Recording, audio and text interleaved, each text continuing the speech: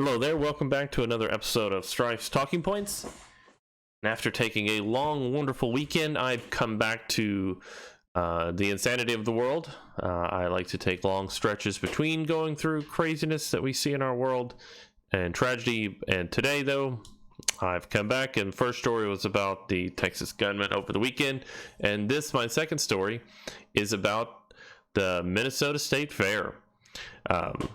As always, before I begin, I'd like to say please like, share, comment, and subscribe. Let me know what you guys think, because that is how I find out, where my opinions are based. If I'm realistic, if I'm just off in left field somewhere like a crazy person. It really does help to have conversations with other people. And in this story from the Washington Post, so shocking and brazen. 3 people shot outside Minnesota State Fair, police say. 3 people were shot outside. Authorities are investigating the gunman's whereabouts hours after the Labor Day shooting sent thousands of fairgoers into panic, police told Washington Post. St. Paul police spokesman Steve Linder said no arrests have been made and the identity of the gunman remains unknown. The 3 injured men, 2 20-year-olds and 1 18-year-old, suffered non-fatal injuries and are expected to survive, Linder said.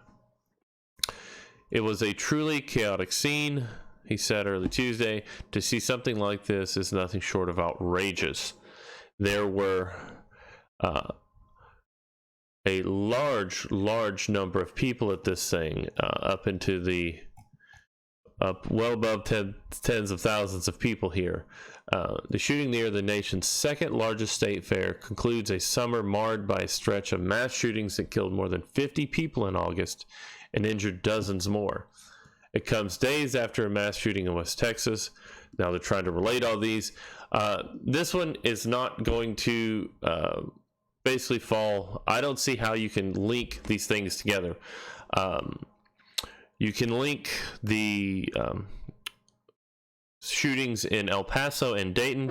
Those are both very much ideological based shootings, where you have the Antifa shooter in Dayton and the white supremacy shooter in Texas, or the I don't know if you call it white supremacist. You have the extreme right person in El Paso, and you have the extreme left person in Dayton, both committing murders based on ideology. You have the person in Odessa Saturday who passed that breaking point. Their life had spiraled out of control, completely cut off from the world, literally got fired, got a ticket. Anyway, none of that's not related. Please go look at that story if you want to go into that. There's the history on that is just awful, and you can just see that spiral taking off. Police were called outside a fair in St. Louis around 10 p.m. Shortly after responding to the city's 15th homicide of the year several miles away. Again, don't put all these together. Authorities received a report that a 19-year-old woman was hit by a vehicle in a pedestrian crash, Linder said. The public information officer said the woman remains in critical condition and that the driver of the car was the one who called 911 and has been cooperating with authorities. Then around 10:20 p.m., several gunshots were heard a block south of the crash scene.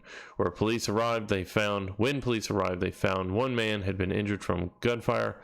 Later, 2 more people arrived in the area with wounds from the shooting.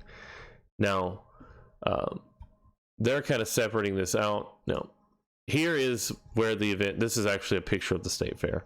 If you're looking at this, right here at the center here, this number 5, is basically the main entrance to the fair.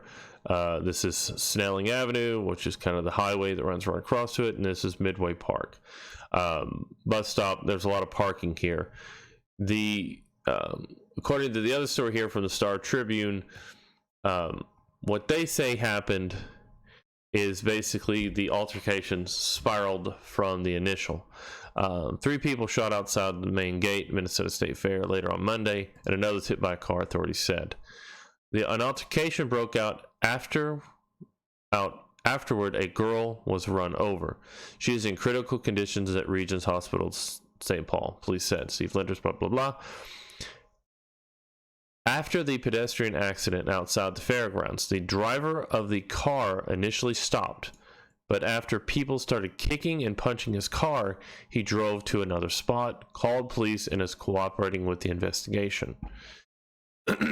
As police were investigating the car accident, they heard several gunshots on the Midway. On Midway, this is again, they're not referring to the Midway here, they're referring to the Midway Parkway, the street there. Officers ran towards the scene and found one man with a gunshot wound. Two other men later showed up. So there was actually, the shootings didn't occur within here, they occurred out on the street away from it. They don't even note if these people were fairgoers. The lady that was hit was probably, if you've ever been to a fair, they have that mass rush of people come out. A lot of people have been drinking. A lot of people are acting like they own the street. They're not walking on the sidewalks. They're out on the road. They're just, they don't care. It's a mass of people. They don't think anything bad will happen to them. As always, in my better safe than sorry world, if you're leaving a fair, do not walk in the middle of the street. Walk on the sidewalks. Walk in the designated areas.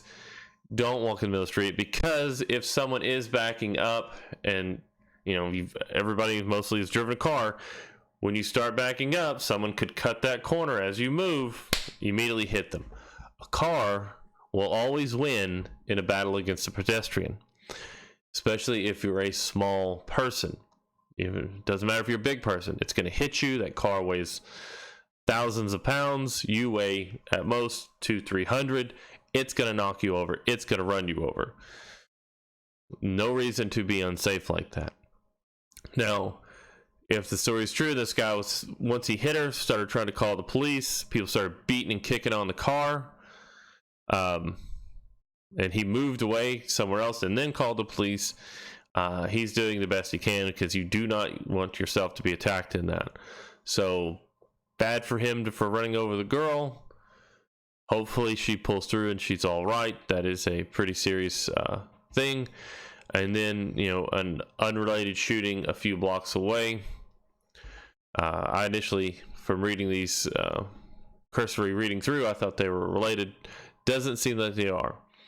Seems there was probably some kind of altercation away from this, and that's what happened.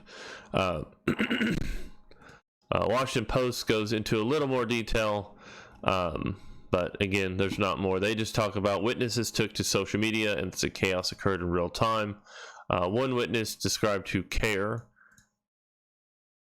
I guess that's KARE 11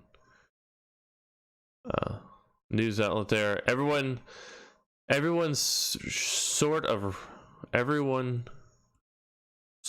reacted at the same time. Everyone sort of reacted at the same time and realized that it was gunfire.